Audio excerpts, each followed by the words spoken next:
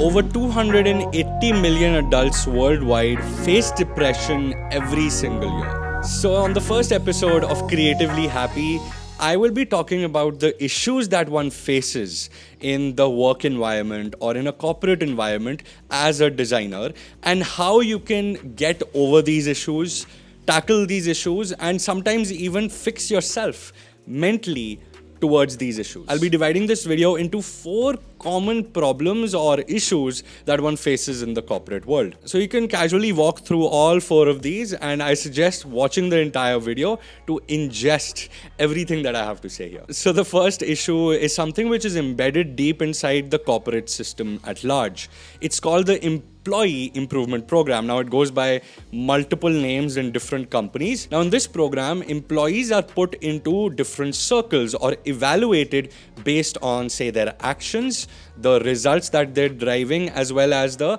work they are producing. So if you're a designer and you're delaying designs often, or if you're a designer and your designs are often rejected, they will put you into this group of people.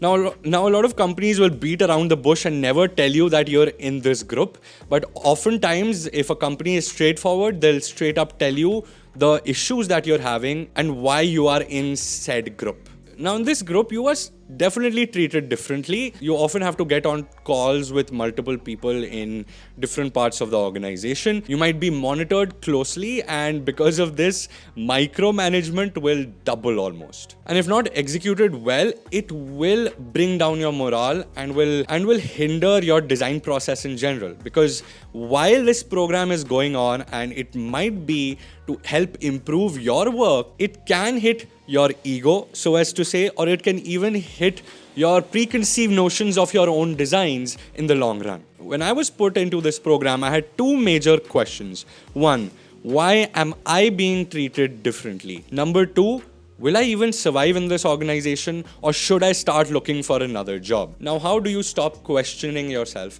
How do you put yourself in a place where you see this employee benefit or employee improvement program as an advantage to you and your work? So you have to understand that the company wants certain results or deriving factors from you.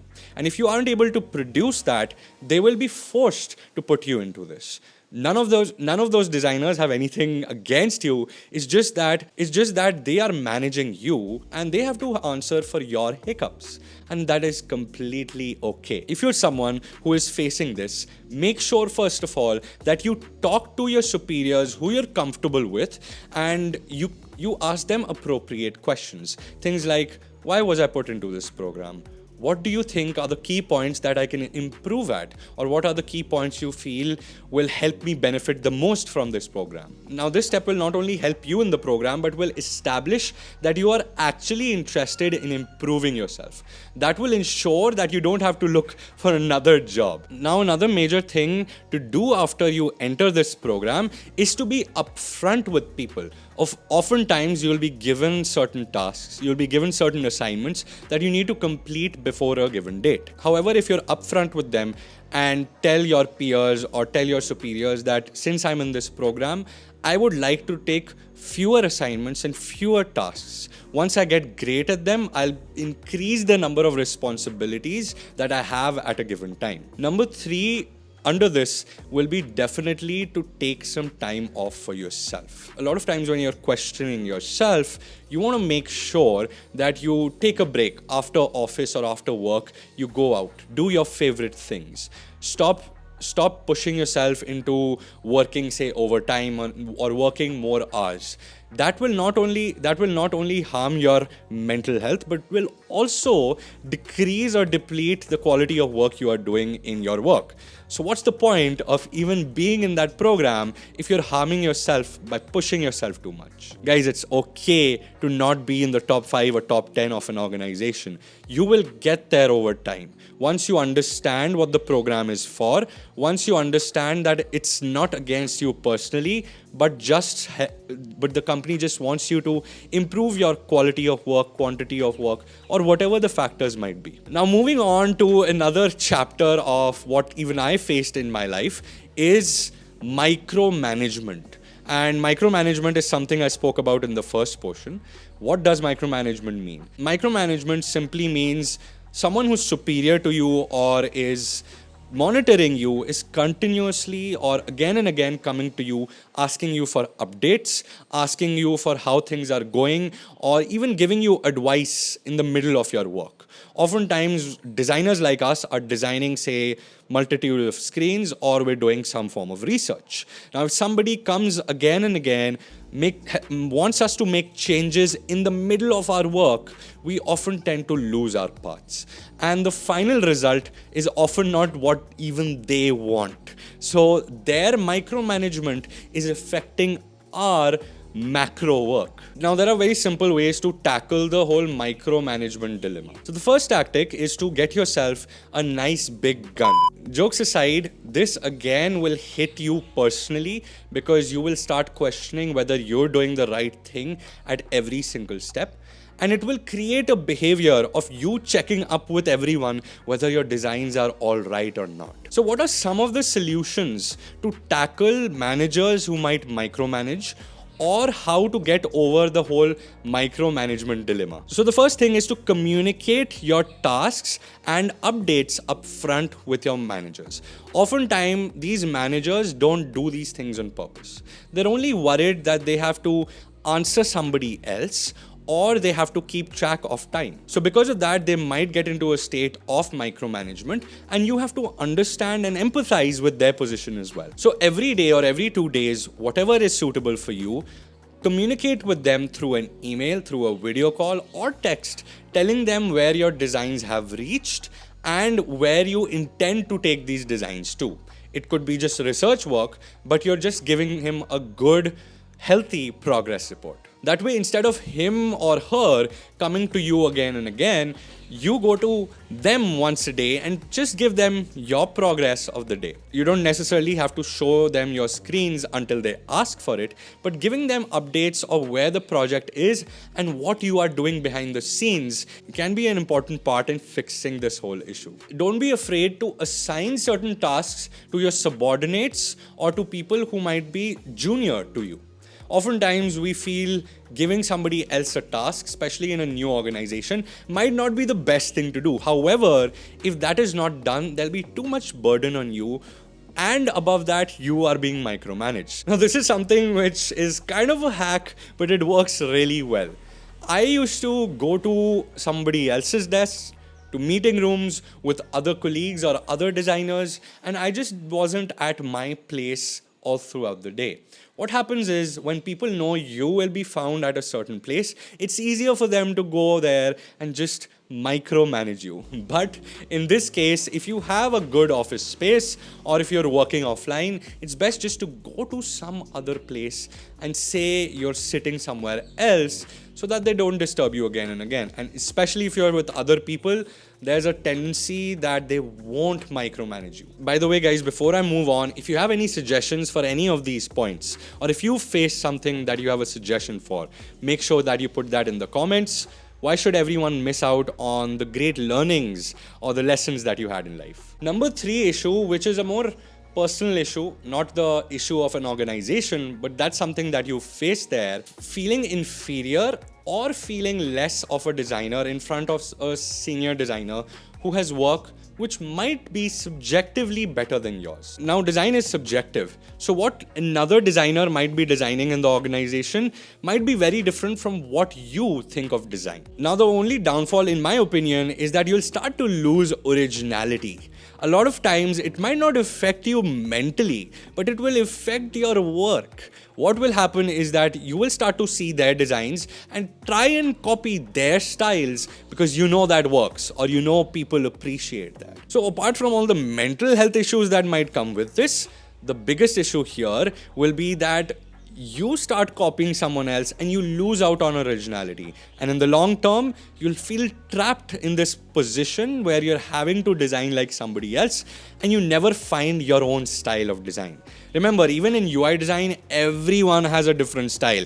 Put some different screens for the same purpose, but designed very differently with a different perspective. Now you have to remember two things. One, design is subjective. There's no way going around it. What some people might consider beautiful design, other people might think it's a waste of time, or it doesn't look functional or good. Remember, validating your designs with other designers will create will push this dilemma even further. So make sure you take a step or two back and start validating your designs with actual users or test subjects. Once you've done that, you will have a better overall view of whether your designs are worth it or not.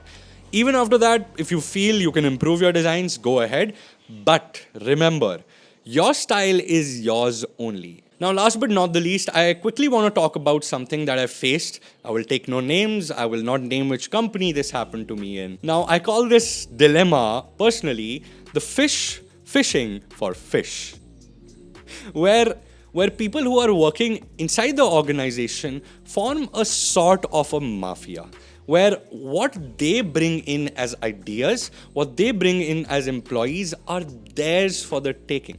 I had an organization where the person who was providing a third-party studio to the organization was one of the founders of that studio. I just felt that was misuse or misconduct of your position in the company. I'm pretty sure there are some issues that come with this, some legal issues that come with this. So if you're someone who's in HR or in legal, make sure you tell me what the reality behind this is. Now what happens then is that they try to monopolize their position and the position of the people who they have taken sides with or they have the back off. So if there's a group of people who are employed by that person, they will favor those people, especially if it's a third party owned by their own self. They will make sure that they are favored over a lot of other people. What are the problems? What are the mental issues that might come with this? First of all, you will continuously compete to manage being in the limelight or being in a position where you are given enough credit for the projects that you are doing instead of somebody else taking over it or somebody else taking credit for it. Of course, that might even come with sleepless nights because this will trigger a lot of overthinking in your head. Now, this is coming from, again, a personal space. So I used to meditate a lot to kind of get over this, because meditation or mindful meditation teaches you one little thing. It teaches you how to be normal, how to be consistently happy or peaceful while even the world might be burning. You are standing there confident and you're standing there aware of the situation, but not paying it too much heed. Because at the end of the day, what has to happen will happen. If there's trouble you need to get into, you will definitely get into. You can't avoid it. So being in a position where you don't care what is happening externally, but work on what is happening internally or here is very important. This is something that is included in the famous philosophy of Stoicism, where Stoics believe that even if the world drowns tomorrow and they are standing somewhere, they will stand with complete peace and collective attitude of, okay, whatever's happening, I have no control over this. So why should I worry? And why should I stop working on my inner self? Guys, I really want to create a little Telegram group where we guys can meditate together on, say, a weekend or in the evenings. I would love to have you all on this journey where we do multiple videos of this series. Not only that, but also I want to help you guys understanding your spiritual self, understanding your strong, confident, cannot be moved rock self. That will help you tackle all these problems in the corporate world. So I'll have a link for that in the description. It's free to join. Anybody can, and I suggest getting Telegram on your phone so that we can communicate on a one-on-one basis quicker. Guys, if you want to show support to this series, all you need to do is click on the like button and comment down below that you want to see more of this. And if you have suggestions for other videos or suggestions for what I said in this video, I am open to feedback and I'm open to having your lovely comments in the comment section. So I'll see you every Monday and Thursday, same time, same place. Until next time, take care. God bless.